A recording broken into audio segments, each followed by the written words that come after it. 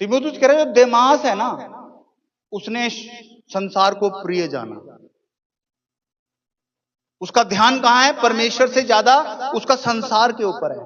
बहुत बार हम ऐसे हो जाते हैं, हमारा ध्यान परमेश्वर ज्यादा लोगों पर रहता है। ये क्या कर रहा है, ये कैसे जी रहा है, लोगों पर रहता है। लोगों पर ध्यान रहना भी मतलब आपका ध्यान संसार के ऊपर है।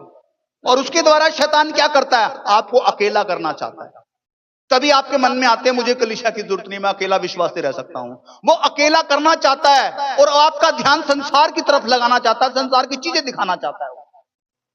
संसार की बातें, मन के अंदर बात रख देना, क्रोध करना, मन मुटाव करना, ये संसार की बातें हैं।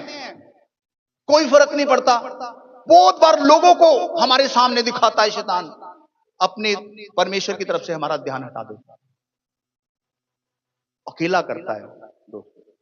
और याद रखें, अकेला अंग जो है वो सूख जाएगा। अकेली जो डाली है, जो दाख लता से अलग हो गई है, वो बाहर से थोड़ी देर हरी दिख सकती है, लेकिन अंदर से वो सूख रही है। मित्रों, अपने आप को सूखने नहीं देना, अपने आप की सिंचाई करनी पड़ेगी, और वो संगति के अलावा और कहीं आपको नहीं मिलता। अभी सरिता फैमिली ये सब, कोई फंक्शन था पटियाला, ये लोग चले गए, मैं एक दिन के लिए घर था। मैं घर के अंदर ऐसा हो रहा था, मुझे घर खाने को दौड़ रहा है, अकेला। माइंड मेरा कंफ्यूज होने लग गया, दिल नहीं लग रहा। मैंने घर पे ताला लगाया, बाइक उठाई, मैं लेक पे चला गया। इतने लोग घूम रहे थे, फिर भी मैं अकेला था। फिर भी मुझे अकेलापन, क्योंकि अगर मुझे होता कि मेरी फैमिली घर बैठी हुई है और जाकर अभी मुझे फैमिली में जाना है, तो मुझे एक एहसास मिलता है, ताकत मिलती है। लेकिन मुझे पता मैं घर जाऊंगा, घर फिर से खाली।